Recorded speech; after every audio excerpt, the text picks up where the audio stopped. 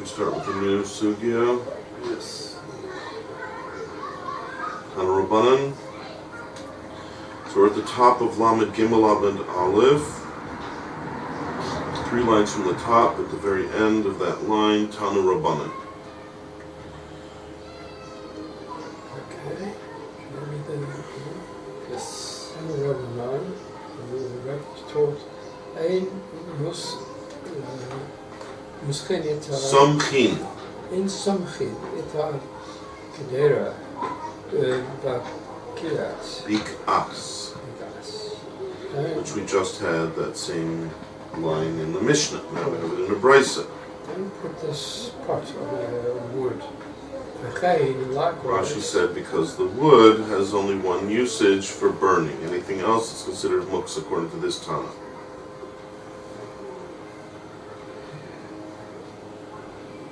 So this is an alternative, right? This is a Beitsa before we're talking about the Mishnah. So, in a similar way, I get it. Okay. Yeah. Now that is exactly what we said before. That we have to change it from badelis, which would imply we're going to put the pot on the delis, but rather hadelis. The same thing about a door, we can't rest it on a chunk of wood either because, okay, so that's one thing we've gained. We now see that the girsa change that we proposed in the Mishnah is actually very similar to the girsa of the Beitsa. Hadelis instead of badelis, so therefore we end up vindicating our correction perhaps. Okay, but another thing that we gain from this Beitsa is what Rashi said in the Mishnah, the reason why. Why can't you take a pot and rest it on a chunk of wood?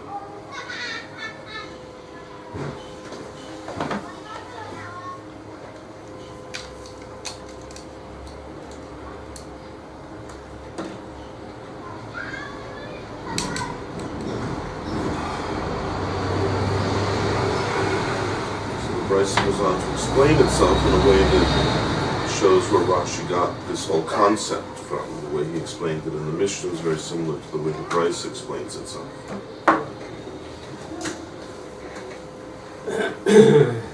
So, similarly, Hadelet, period.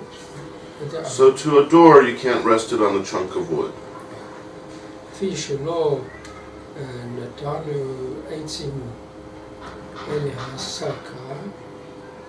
That's the reason why. On account that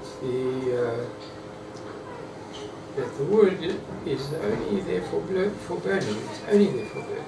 It's an They did not give, meaning the Rambam didn't give us a permission to use the wood except for this purpose, meaning only for this purpose of creating a fire. So on Yom Tov, according to this Tana, wood has one particular usage. fire. So in that respect it's not muksa, but in regard to anything else it is muksa. That's how Rashi explained it in the Mishnah. Now we see where we got that from. That's the exact explanation of the Beitsa. However, another thing that we saw in Rashi in the Mishnah, used the word kasavar. Remember we discussed that? Why does Rashi say kasavar in the Mishnah? Remember, what do we say about that? As if to say, he holds like that. But what? What's that implying? Somebody else doesn't. And Rashi uses that kind of an expression. It's his way of saying this is a controversy. This isn't a majority opinion, meaning it's not a unanimous opinion. Maybe there's an argument about this. So we see now where that came from as well, because in this Beitsa we're about to see another dissenting opinion, which alerts us to the fact that the thing we just said, that wood only has one purpose on Yom Tov, is not so simple. It's machlokas. And that's what Rashi was hinting at when he said in the Mishnah, kasava. Okay. Who's the other opinion? Rabbi Shimon. He says matir. Yep, there you go. Rabbi Shimon is matir what? Wait, what is he matir? he mutters that you Using can use the wood for other purposes. a block of wood to No, rest no. the pot or to rest the door. He doesn't hold by muktzah. No, he doesn't hold that. They restricted to wood to only one purpose. He feels wood has many purposes on Yom Tov, and there's no reason to restrict it. Well, it's not because he's lenient with muktzah. Rashi explained before, whoever says you can't use is because they, like you just read in the Beitsa, because there's only one usage for wood, and for everything else it's a muktzah item. And the one who argues says, no, what are you talking about? There's only one usage of wood. Why would there only be one usage of wood? Wood, once you can use it for anything. Most muktzah works like that. If it has a usage, so then we say you can use it for everything. Why would they restrict it? Right? I think of anything that we've ever talked about, and we always say, well, what is it good for? Oh, it has a usage. Once it has a usage, it's not muktzah. Here we're saying it has a usage, but that's the only usage. Regarding everything else, it's muktzah. That's a very unconventional approach to muktzah. Normally you don't say something's muktzah regarding every other usage, but you're allowed to use it for one thing. That's a very non-standard way of looking at muktzah. So I appreciate Rabbi Shimon saying, no, I don't agree with that. Wood on Yom Tov, if it has a usage, which it certainly does, it's not muktzah. It's not muktzah. Right? So he calls it wood that has a usage is not muktzah. Everyone agrees it has a usage. That it has a usage for burning. Question is that like a ticket? Once it has that usage, it's mutter to use for anything. That's how Rabbi Shimon holds, obviously. And Rashi explained to us before in the Mishnah what it says here in this price, so that the Tanakama doesn't agree. He says any other usage of wood is asur, as if it's muktzah. The only thing you're allowed to use for wood for on Yom Tov is for burning, for creating a fire, for creating heat.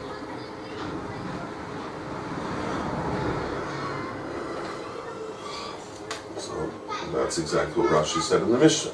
This Tana holds that way, but there's another Tana who differs.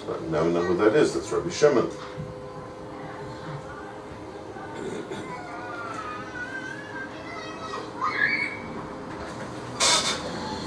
It happens to be that there is a Shitas Rabbi Shimon that he doesn't hold a muktzah, but I don't think that you have to say that here. Here you can say that he just holds. Once it has a usage, it's not muktzah. In any event, maybe not. Maybe it's because, like we've seen in other places, that Rabbi Shimon just doesn't hold the muktzah. Yeah, that's what Rashi says over here.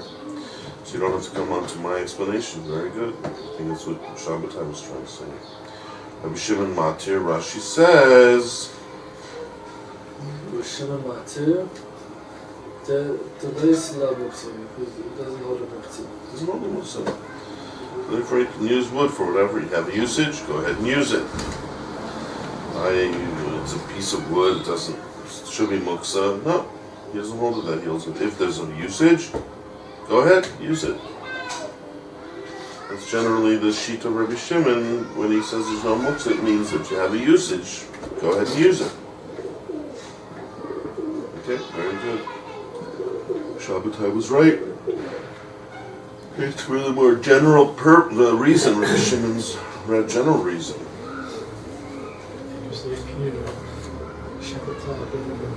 Marinas, yeah, you're doing very well. Once you took on that name, you become Chacham.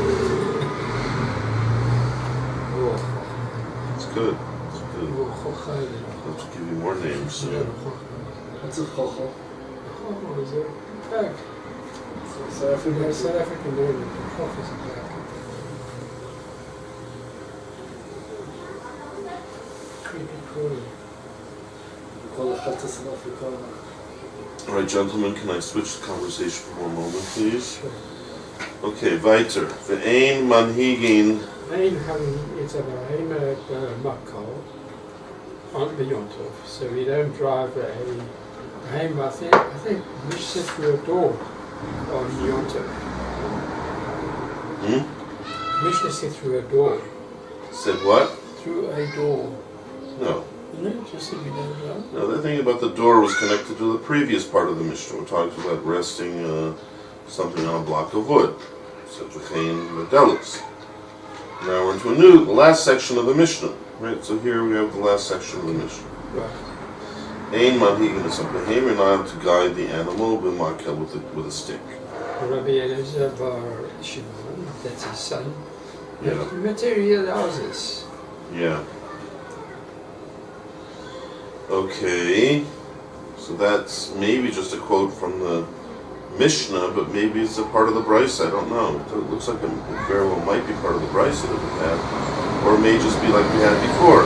Once we finish talking about the old subject, we bring up the last quote from the Mishnah.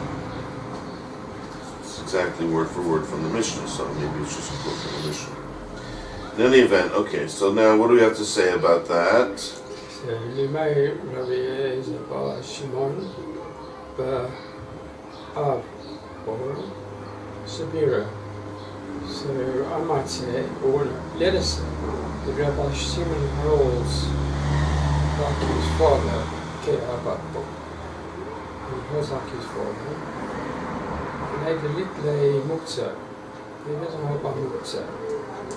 Okay, so there you see that when we talked about Rabbi Shimon before, we were referring to him in his position of not holding a muktzah, but now saying maybe his son also held the same sheet, and that's why he's allowing you to pick up a stick, which normally is muktzah, and he's letting you use it.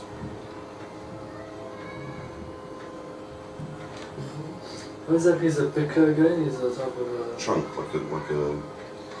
You ever have like a chunk of wood, like storage house. that's one kind. Yeah, there might be a larger one, like that you could put a pot on top of.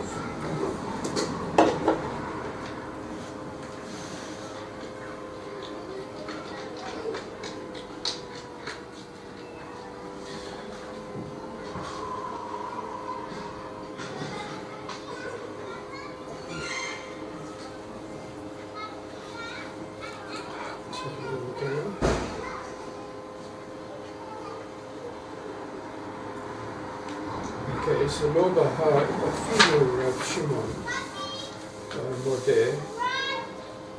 What is bahar?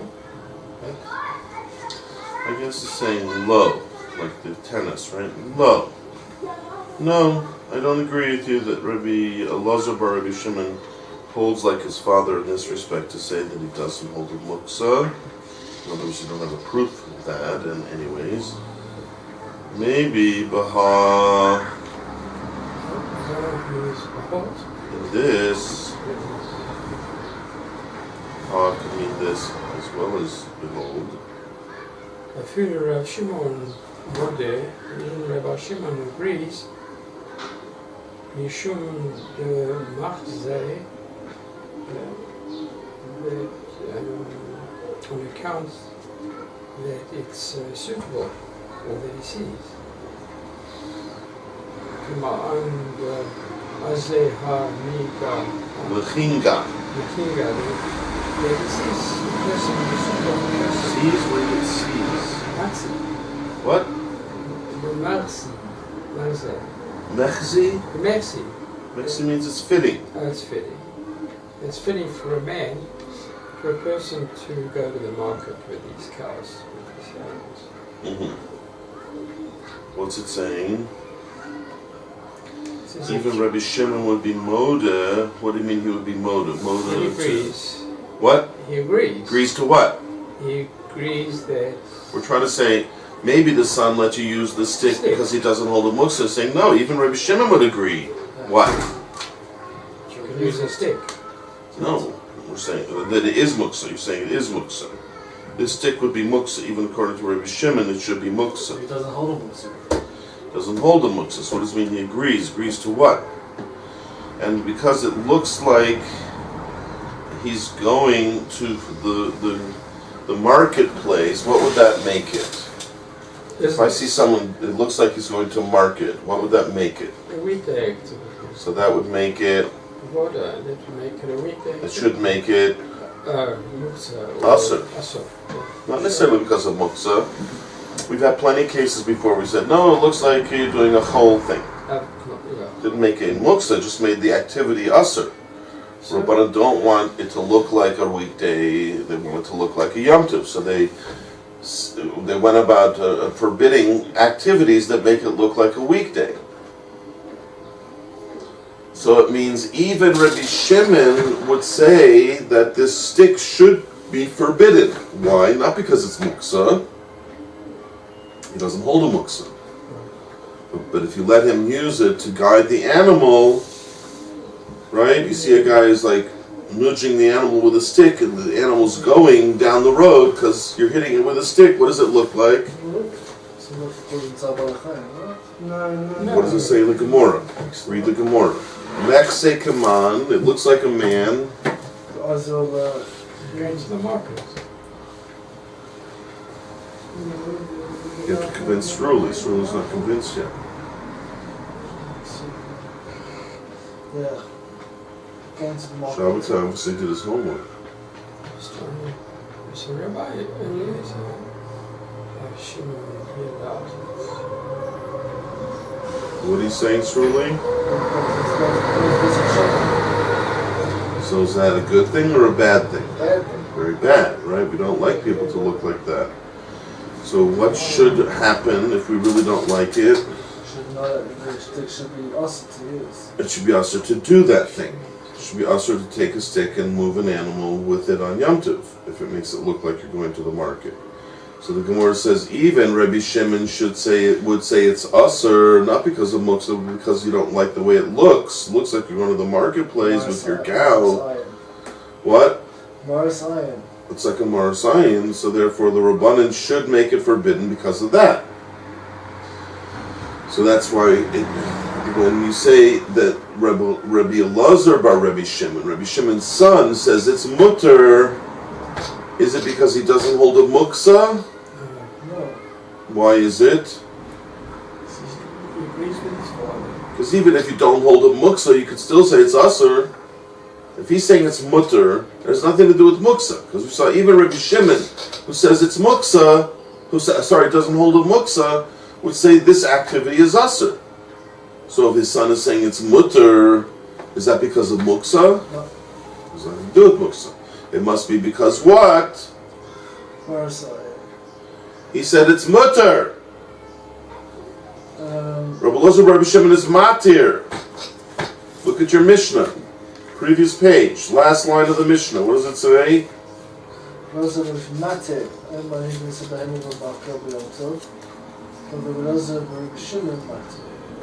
So he said it's mutter. Yes. Now, did he say it's mutter because he doesn't hold a muksa, and that's why he said it's mutter? No, because there's nothing to do with muksa here. Even Rabbi Shimon, who doesn't hold a muksa, said this is asur because he doesn't like the way it looks. Yes. So if Rabbi Elazar, Rabbi Shimon is saying it's mutter, it must be he holds what? He holds.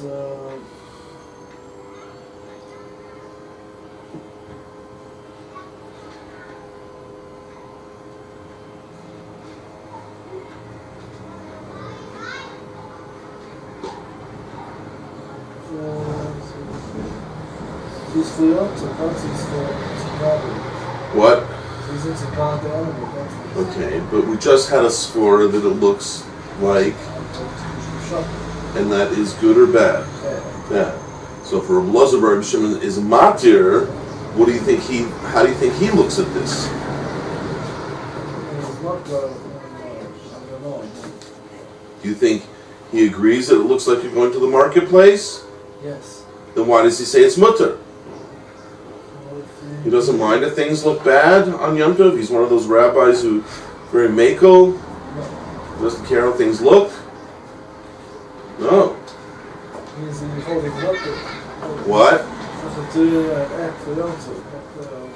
So So he disagrees with the Marasayim, meaning some people would say it looks like you're going to marketplace. He obviously doesn't hold it looks like you're going to marketplace. That would be my shot. He agrees that it looks like you're going to marketplace. Why would he say it's mutter? If the one who said it's asur is because of muksa, then I can see him saying it's mutter because of muksa. But the Gemora said that's not true. Even Rabbi Shimon, who doesn't hold a muksa, would say this is asur because it does look like one of the markets. So his son who said it's mutter must hold what?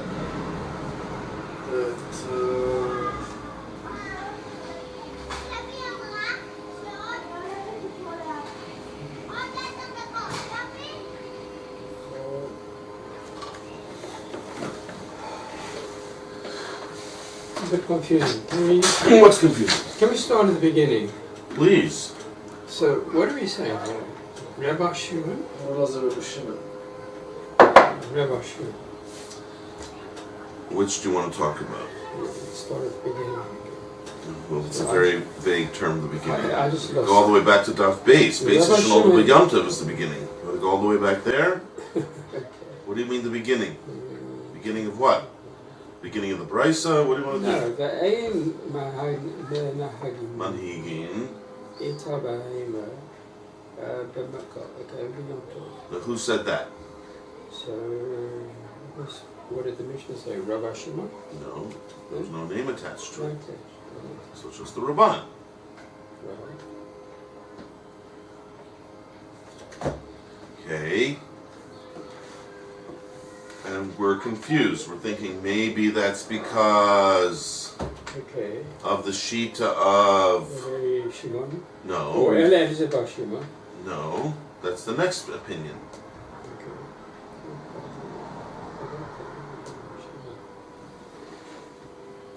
Why are you confused? The rabbis tell you not to do it. Yeah, why? Because So- it's a weekday activity. That's the answer. But at the beginning, we didn't think that was the pshat.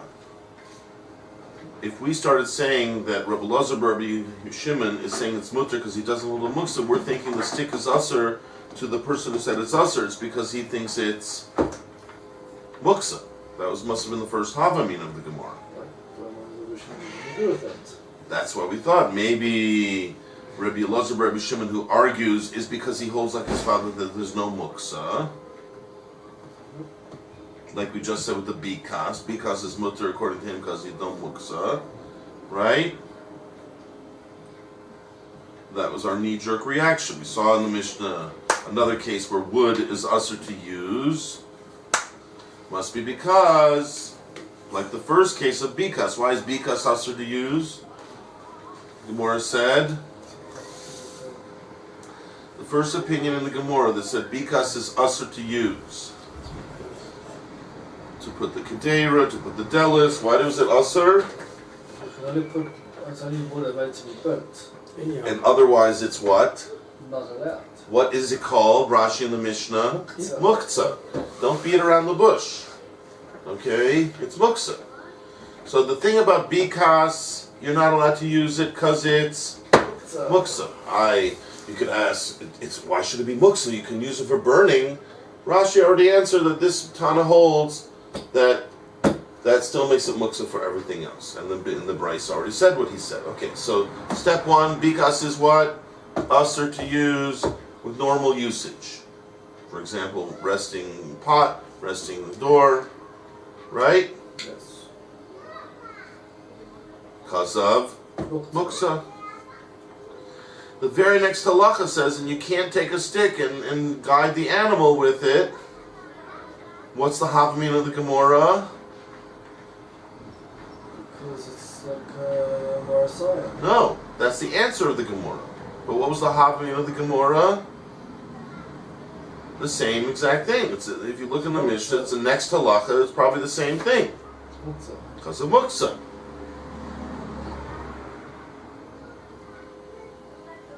Yes.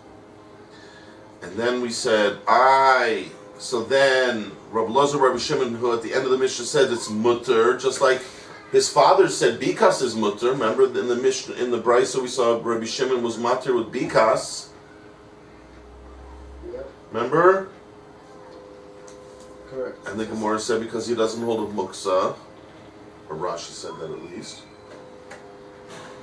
So here, when we find Rabbi Elazar Rabbi Shimon saying you can use a stick to guide an animal, we thought it's also because of muksa, that he's coming to say he doesn't hold a muksa, like his old man. Yes. Shabbat, are you with me? I'm trying to be. That's nice. That makes you feel like solidarity.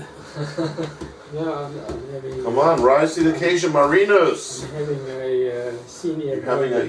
you're regressing. I'm having a very senior moment, John. You're regressing back away from your Marina state. I just had a bad dad birthday. Uh-huh. Tedious. Well, that's why over here, this is the highlight of your day. You can't. This one slide into regress into anti-marinus to keep the marinus up. All right, so we have step 1. The Mishnah says what? Not allowed to use bikas. Why not? Muksa. You can use wood for burning. Rash said, in the Beitsa said, okay, that you can use it, but regarding everything else, it's muksa, right? Just a second. Slow down. Don't jump over. No hop, skip, and jump. Next halacha, it says in the Mishnah what? Not allowed to use what? A stick for guiding the animal. Which we automatically assume is what? For the same reason, muksa. And then we thought, icing on the cake, the next Tana at the end of the Mishnah said it's mutter. Probably it's because, and it's Rabbi Elazar, Rabbi Shimon. Probably it's like we saw before, Rabbi Shimon who said bikas is mutter because he doesn't hold a muksa. This must be Rabbi Elazar, Rabbi Shimon also saying the stick is mutter because he doesn't hold a muksa. Everything works out, everything's fitting in perfectly. Except apparently that's like something we a bit controversial to say that Rabbi Elazar, Rabbi Shimon doesn't hold a muksa just like his old man. That's not so simple apparently. Gemora says, Lema. Can we say, are we forced to say that his son doesn't hold a muksa either? Which is mashma. It's not so simple to say that. We are not so sure whether he holds like his father on that. This would be very strange to have to be forced into it at the end of this Mishnah like that. So then the Gemora says, no, you don't have any proof from over here that Rabbi Elazar, Rabbi Shimon doesn't hold a muksa like his old man. Why is he letting you use the stick? Because it turns out that what? The stick is. Why is the stick really asur? Marasayin. Because even Rabbi Shimon, who doesn't hold a muksa, would agree that the stick is asur. Why? Because it looks like you're going to the market to sell your cow or whatever. Right? Yes. But anybody would think that the shepherd are using it to guard the animals. I don't think that goes to the marketplace, do they? Well, it says in the Mishnah, in the Gemora, they do think that way. Some people think that. Apparently, when we see a man hitting a cow on the road, it looks like he's heading to the marketplace. At least some people would say that looks like that. So to make something asur, does it have to be that everyone would think that that's what you're doing? Or even if some people think that that's what you're doing? Some people think that. It should be asur, even if some people think. We don't want anyone thinking that you're going to the marketplace. So the Gemora is HaKodesh that's really why the stick is asur. Because even Rabbi Shimon, who doesn't know the muksa, would agree that it's asur because of marasayin. And I'm just adding, so if that's really true, so now the son who says it's mutter, and we're saying it's not because he holds a muksa is mutter like his father, it must be for the other reason that he doesn't agree with this particular marasayin. Either he thinks that not anybody who's going to really make that mistake to think you're going to the market, like you said. They're not going to think that you're going to the market. They think you're just tending your cow. Or maybe it's a machlokis. If, let's say, 20% of the people might think you're going to the market, is that still enough to say, oh my gosh, people are going to make a mistake? 20% is a small amount. Maybe Rabbi Elazar, Rabbi Shimon says it's not enough people to create a marasayin. So we don't have an answer why he does this. Nobody doesn't discuss why he does it. Why what? Rabbi Elazar and Shimon Said it's mutter. You can take it to the market. I'm trying to answer it over here. I'm trying to supply an answer. But if you say we don't have an answer, that means you don't like my answer. Which is your prerogative. You're a marinus. You don't have to agree with everything I say. Marinus is a sheep. But what I do think that we at least have to think about that, okay? No, that wasn't the question. Now there are a few Rashis here, so perhaps we should read all the Rashis and then we could tally everything up. That was my question. Well, I didn't hear that question. Keeping it subdued over there. Alright, so let's go into the two Rashis. Was one Rashi, Baha Afilu Rabbi Shimon Modeh. Even Rabbi Shimon agreed. Now this is when the Gemora is saying, no, you're wrong, it isn't Rabbi Elazar, Rabbi Shimon doesn't hold a muksa, because even Rabbi Shimon who doesn't hold a muksa would still say this is aser. Rashi says, Kolomar, that means, Rashi says Kolomar, means it's not necessarily according to the simple meaning of the words, but this is the pshat. This will have love mukti he. Is what? Not because of muksa. That means the answer is to tell you it's not in muksa, which shows you that in the Havamim we thought it was yes in muksa. Right? That's the way to read Rashi. She's saying, the answer is it's not muksa. It's not a machlokus in muksa, but that shows you that we thought it was. What's Kolomar again in Rashi's terms? What? Kolomar, when Rashi uses the word Kolomar, yeah. He's trying to explain the Gemora, and usually does it according to the strict meaning of every word, but when that doesn't suffice, when there's more sort of behind the words that meets the eye, Rashi often says Kolomar. Don't take the Gemora's words literally, rather take them figuratively.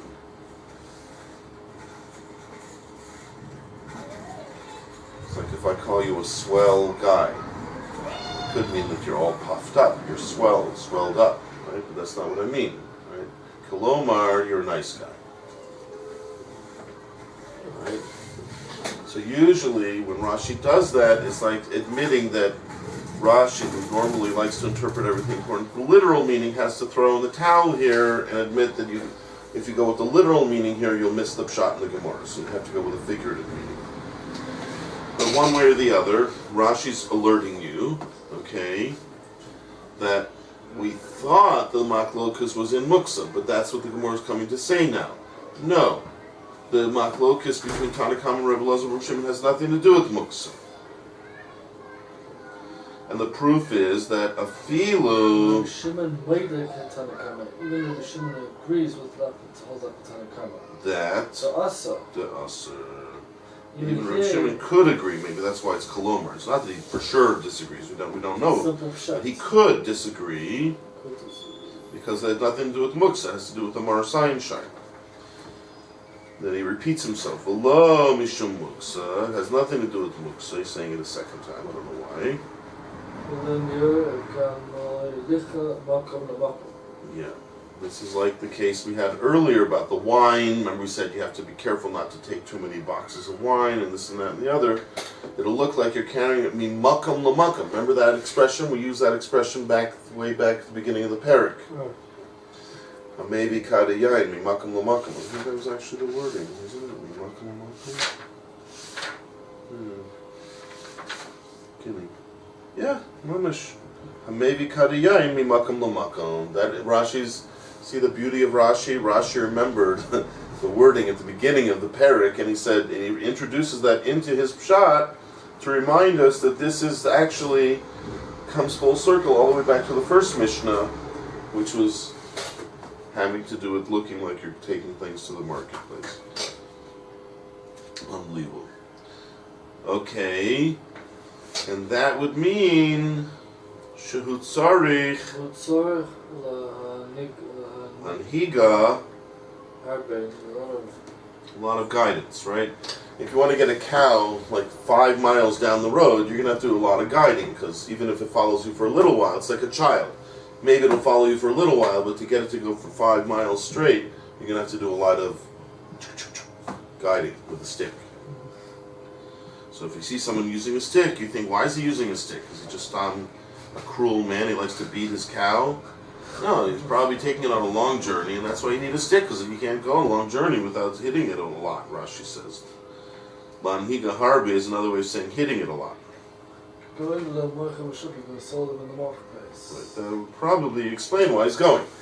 And then Rashi just says, what is hinga, by the way? Hinga, what's this? What is hinga? Machul. Machul. Now, machul, I think a machol is like a circle, actually.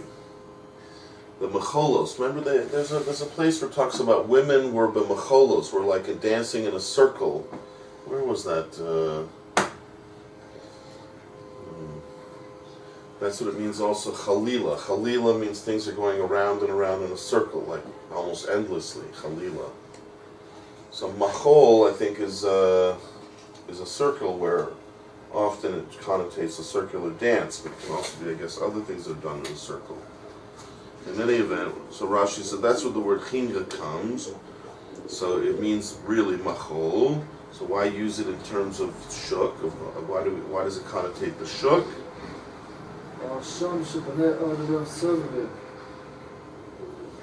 Because that's how people go around in the shuk, right? Sovavim, they encircle, or they go around, and they walk around in the shuk, right? They don't just stand like today in one place. They walk around. They go selling their wares, right? They hold it and they show everyone their beautiful things, and they walk around, right, in a kind of a circle. And it's Ke'ain B'mecholos. And it's similar to when the women, right, that's Sovavos is the feminine, like women who go around in these circular dances, right? We used to have women who did like circular dances. I think actually, the Torah, I think, uses that word. You know where the Torah uses that word? In the Cheder Egel. Remember when the Torah uses that in the Cheder Egel? It says that Moshe Rabbeinu came down and he saw everyone dancing in front of the Egel. It uses this word, B'cholos. Can I have a Chumash Shemos, please, if I can't trouble you? Yes. Thank you. Maybe get 3 so that we can all share in the joy of seeing this word in this pristine biblical setting. So that would be in Parshas Kisisa, if I'm not mistaken.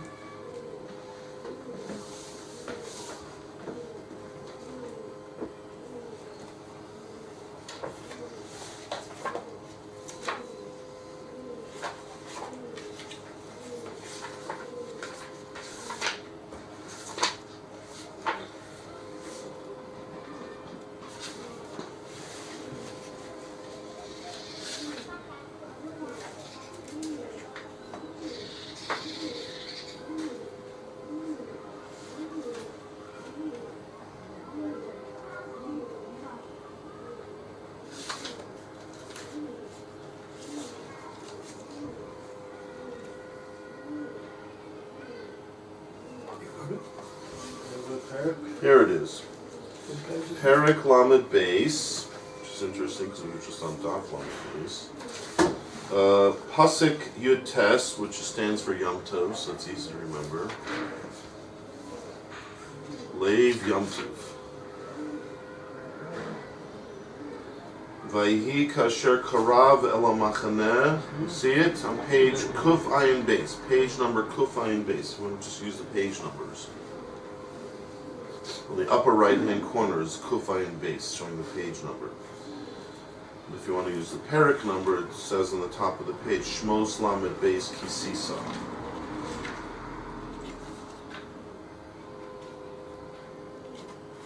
You want mine? Here. I'll trade you.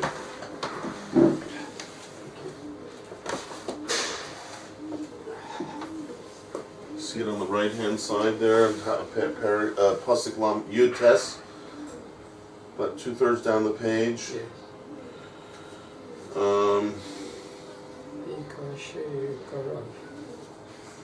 When we got close, you have it, Sruli? Yes.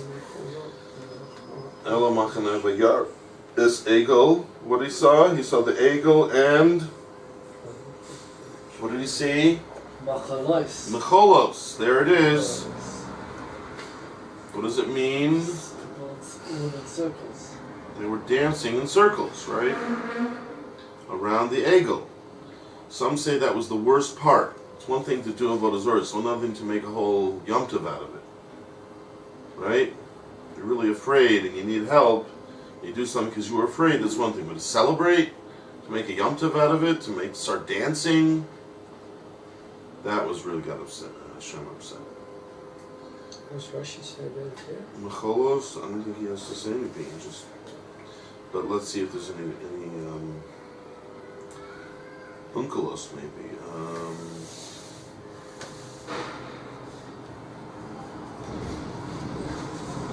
Kinging. Look at the unkelos.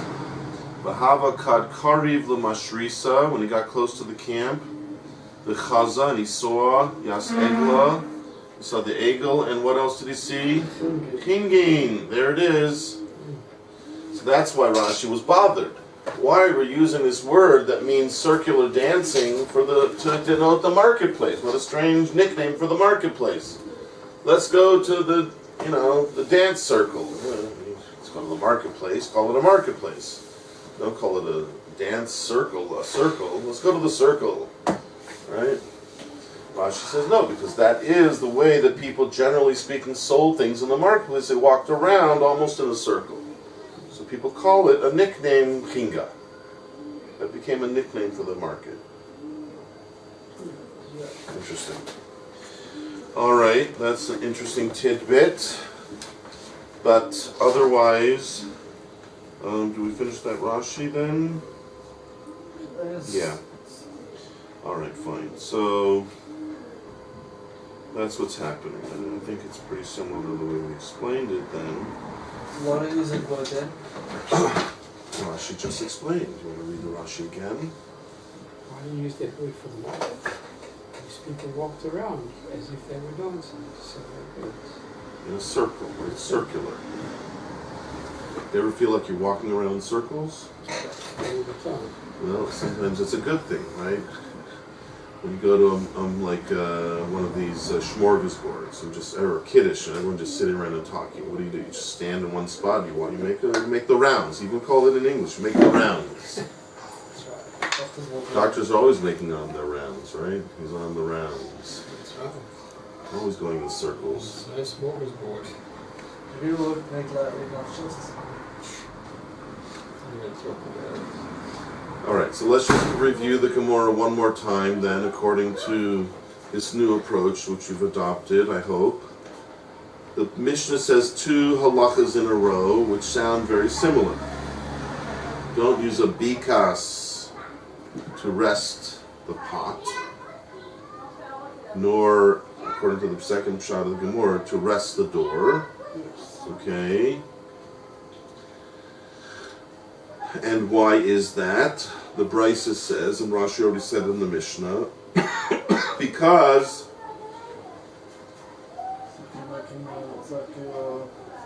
It's not because of Mokta, it's because of it's not regards to this shop to sell carrot. Opinion. Before that goes because of building making oil, right? you are jumping all around. Go back to the Mishnah. Yes. What does it say about the bikas? And sometimes it's a good of bikas. You can't what? Support the block, right? Yeah, With the bikas is like a block. a little chunk of wood. Yeah, Geen bedelis. and we know now what does that mean. You can't put it under the door to make the door rest on this chunk of wood. Why not? Because there's the binyan. Rashi says.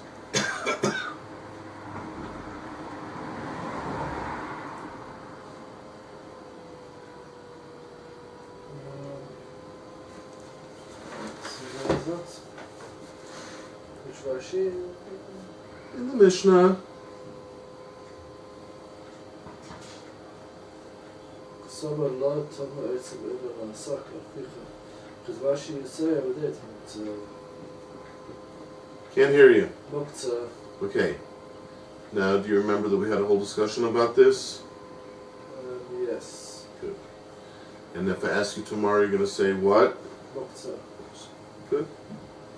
So step one, the Mishnah says it's usher to rest a pot or a door on this wood. Why? Mokta. Because the wood is muksa. Next halacha, you're not allowed to. Guide the animal with the stick.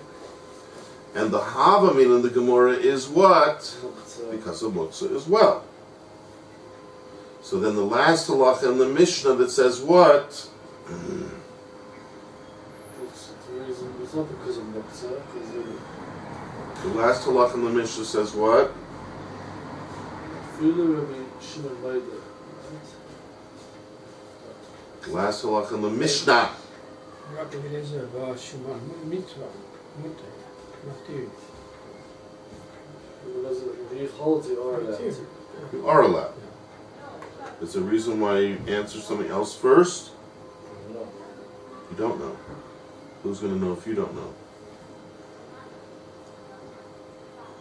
You're the best candidate to know why you did something. Try to think for a minute. Okay, again, what's the last halach in the Mishnah? So what do you? How would you say it in English? He allows it to. He'll allow you not. He would allow you To do what? to guide the animal with the stick. Guide the animals with a stick. Okay. So now the Gemorah's Havamin is that the one who said it's usher to guide the animal with a stick answered you because of Havamin is Muktzah. Muktzah, just like the Bikas. Yes. That makes sense. It's right, one halacha right after the other in the Mishnah. Yes. And then if Rabbi Elazar, Rabbi Shimon is saying it's mutter, it must be because Must be because of. if the one who said it's usher is because of muksa, so Rabbi Elazar, Rabbi Shimon must be saying it's mutter because of No Muktzah. he doesn't hold a muksa. Did we ever see anyone saying something similar? What about with the bikas? Did anyone say you could use the bikas? Yeah, Rabbi Shimon says it. Rabbi Shimon said it. And you know why he said it? He doesn't know Muktzah. Doesn't hold a muksa. So that'd be very good. The bikas you can't use because it's muksa. Rabbi Shimon says you can use because you don't hold a muksa. The stick you can't use because it's muksa, we thought. And Rabbi Elazar, Rabbi Shimon saying you can, like his father, it must be also because of he doesn't hold a muksa. Yes. Very good. Everything would fit in very nicely, right? That would be perfect pattern. Problem is, the Gemora doesn't really believe that Rabbi Elazar, Rabbi Shimon doesn't hold a muksa like his father. We don't believe that he's exactly like his father in that. Because he holds by this. We don't know, because somewhere else in Shas, we have other places where Rabbi Elazar, Rabbi Shimon doesn't seem to hold like his father. So the Gemora would be very bothered to have to say that here there's no other pshat. If there's no other shot here, we'll have to say, yeah, he holds like his father, there's no muksa. But there's other places in Shas where it doesn't seem to fit in to say he holds like his father, that there's no muksa. Let's say that's true. Okay? So when the Gemara says, Leima, should we have to say that he doesn't hold a muksa just like his old man? Which would fit in nicely, but it's also some places in Shas it looks like he does hold a muksa. So it'd be very schwer if we're forced to say here he doesn't hold a muksa like his father. So the Gemara ends up saying, no, you don't have to say that here. Because maybe the last halach in the Mishnah, what? Has nothing to do with muksa. That's what Rashi says. Read that again. Right? Mexican, Lola, Rashi says, Kolomar. This machlokus at the end of the Mishnah is not a muksa, a machlokus, and Rashi repeats that later on in the Mishnah, in the Rashi as well. It's not, but you see, we thought it was. That's what we thought in the beginning. They're arguing over muksa. If he's saying it's muksa, he doesn't hold a muksa, like the case of the bikas. Now we're saying no, it has nothing to do with muksa. You know what the issue is? Marasayim question. It looks like you're going to shuk. Looks like you're going to the shuk if you guide an animal with a stick. Looks like you're going on a long journey. Where would you be going? Probably to the shuk. And that's usher. So it looks like you're doing an aveira. Similar to the beginning of the parak where we said don't carry too many kadeyain and things that look like you're going to shuk. Okay, are we good? Yes. Marinos, we good? I'm still wondering why. So we're basically saying that we follow Rabbi Eliezer Bar Shimon. Why do you say we follow him? Well, he allows it, right? Okay, but how do you know we follow that? So what we're trying to work out is why he allows it. That's He true. doesn't hold on muktzah. Doesn't hold a muksah? Meaning we thought that's why. Probably he doesn't hold like muksah. We thought that would fit in very nicely, the way things seem to be laid out in the Mishnah. So that's a good reason for him allowing it. That would be a good reason. So why would we chase other reasons? Why would we? Because I tried to explain a minute ago because I think the Gemora knows, right? Sometimes people don't reveal to us everything, but the way it's saying it, lema, is like saying, are we forced to say that? Now, why would you even say that? Are we forced to say it? It sounds like you're not really interested in saying that. Why? Why would you not be interested in saying that? My hunch is because the Gemora knows of a few places in Shas that don't seem to line up with that. Don't seem to stack up so on that. Rabbi Shimon would still allow it, right? We know Rabbi Shimon. Yeah. No, Rabbi Shimon would allow it if it's a muksa question. But if it's some other question, he might not allow it. If it's a Morris Ayin question, that's what Rashi said, Koloma. We don't know for sure that Rabbi Shimon argues, but it's very likely that he argues because it's not a muksa question. If it was all muksa, then for sure he would be matir. But since we're trying to say now, it's not a muksa question, that's what Rashi says, Koloma. If you read the Gemora says, no, Rabbi Shimon was hold it's a Marasayin question. That's as if we know what Rabbi Shimon holds. We don't really have a Rabbi Shimon on record here, what he holds about the stick.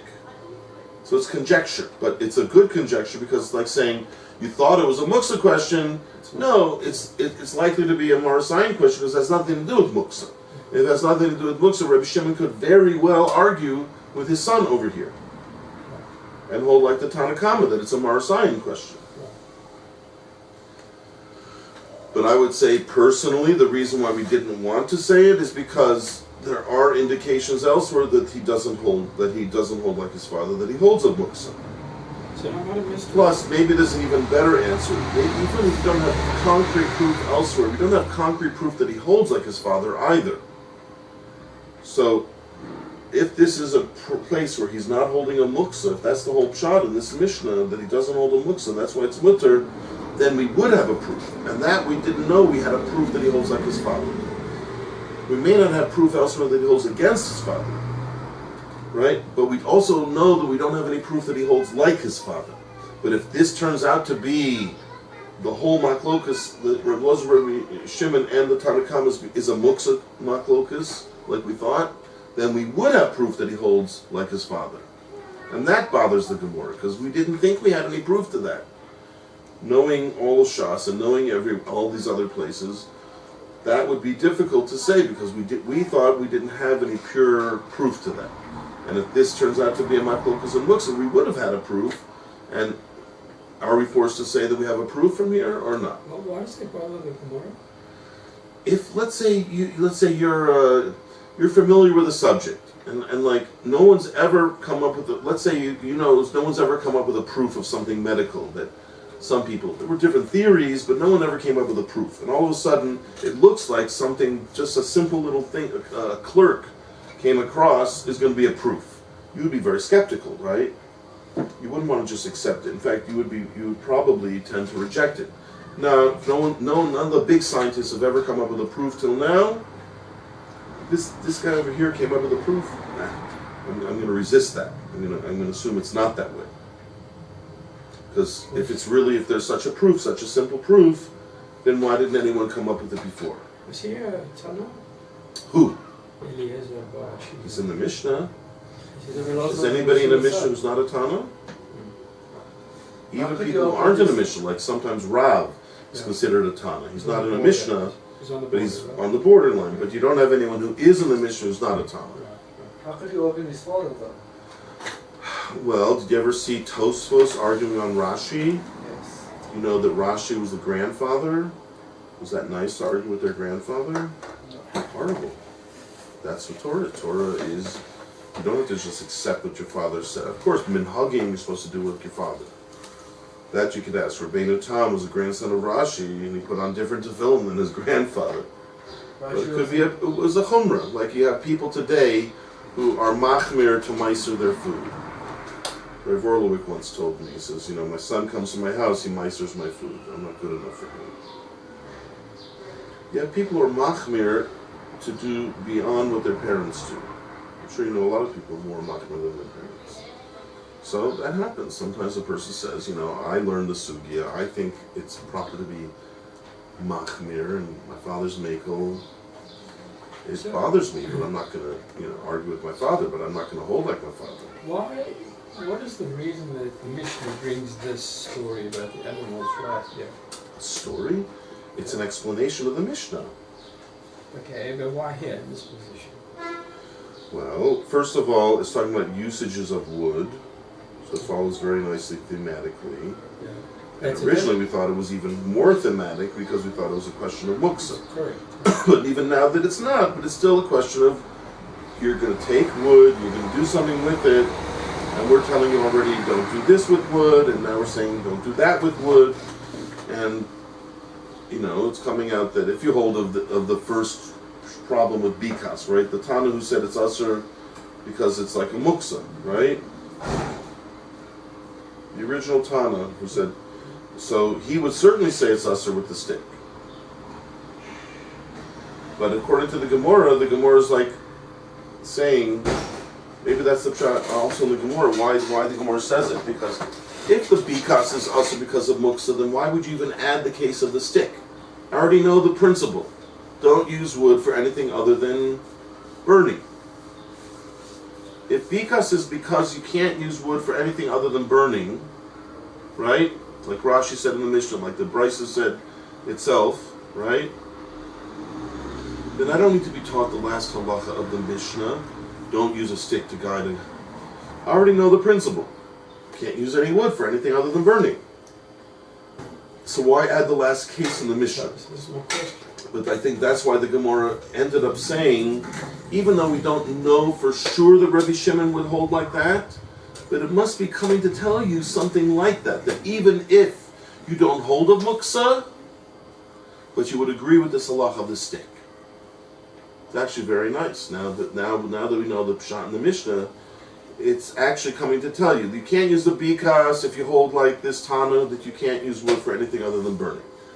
And Reb Shimon would matter, but the Mishnah didn't bother telling you, but the Beitsa tells you. But the thing with the stick, I'm telling you that because even if you don't hold of muksa, you still say the stick is usher. I find it confusing because the whole idea of building comes into this as well. Right? Well, we had that earlier. So you've got three things here. You had it earlier, different cases of wanting to use things that are not necessarily made out of wood, because the barrels weren't necessarily made out of wood. I think in those days a lot of the barrels were made out of ceramic. But he says that because here. Yeah. With the eggs and the bed, and it's all in the same. Yeah, well, So, we're talking about using things during the cooking process. So the bikas is part of the cooking process. You want to take the pot and rest it on there. So after we told you don't put the pot on top of two barrels, we're also telling you, and by the way, after you finish cooking with the pot and you want to put it down on something, don't put it on the wood. That's not like using the wood in a way that's usher. And once we told you that, we mentioned also, by the way, even if you don't hold a muksa, you still shouldn't use the stick to guide an animal. Not everything is a full 100% link to the previous case. It might even be just a small link, thematically, a similar idea, some kind of a similar idea, that the Tana felt thematically you could put them together.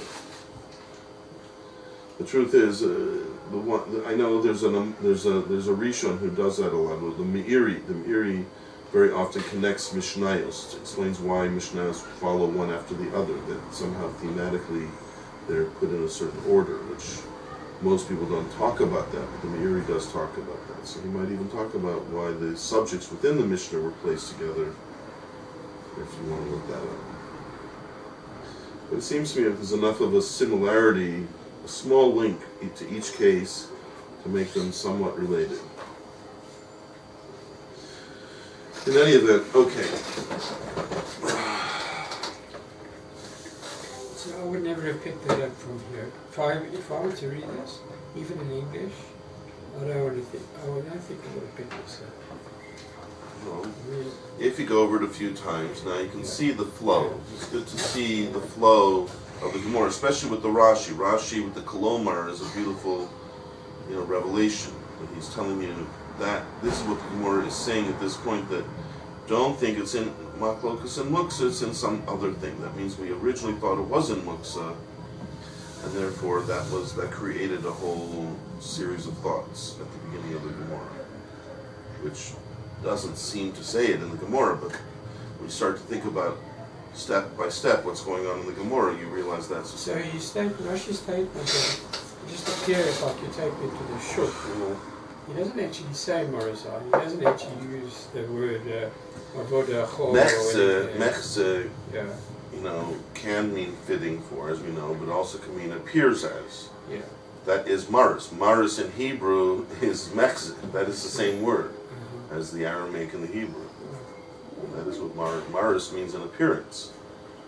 When a man goes to a Rav with a certain stain, he wants to ask the Rav if that his wife is in need. It's called a Mare. That's a whole subject that a person should learn. If he wants to learn it, he has to go stand by the Rav for many of these kind of shadows. It's called Maros. And even in terms of other things, there's Negoyim, also Maros Negoyim, showing stains of Negoyim, of Zoras. Right, there's different kinds of sightings. Those are all called Maros. So Maris is just making it like a feminine, a sighting of, or something that looks like. Mechze is just the Aramaic version. Interesting. I've learned it. Okay. So let's try to, I don't know if we can make it to the Mishnah, but we can make a little bit more progress perhaps. Looks like a bit of a story coming up over here.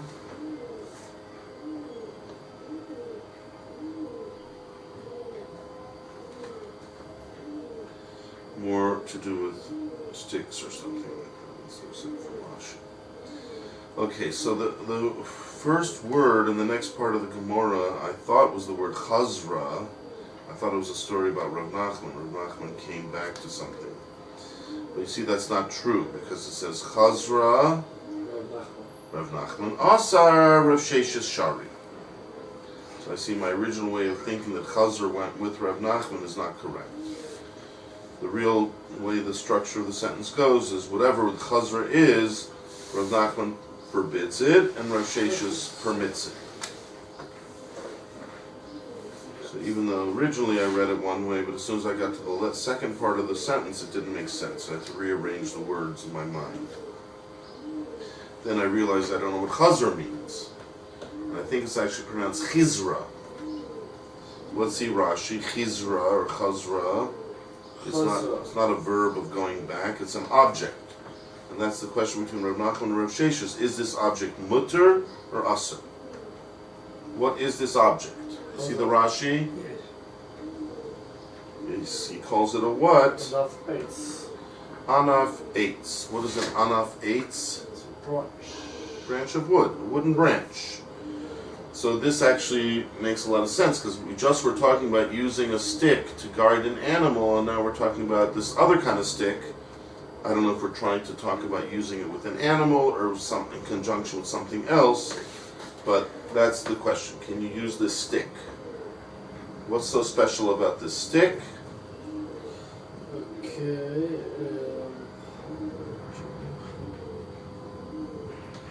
Shuhu Chad.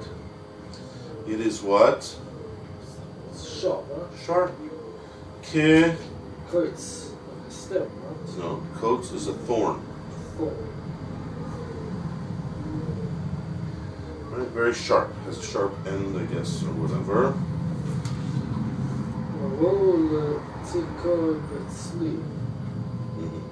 It's what? 13 tikko is to coin is to fix. No. Litkoa means to insert. So, gross. Right? Like what would we call it in English? Split. Spit.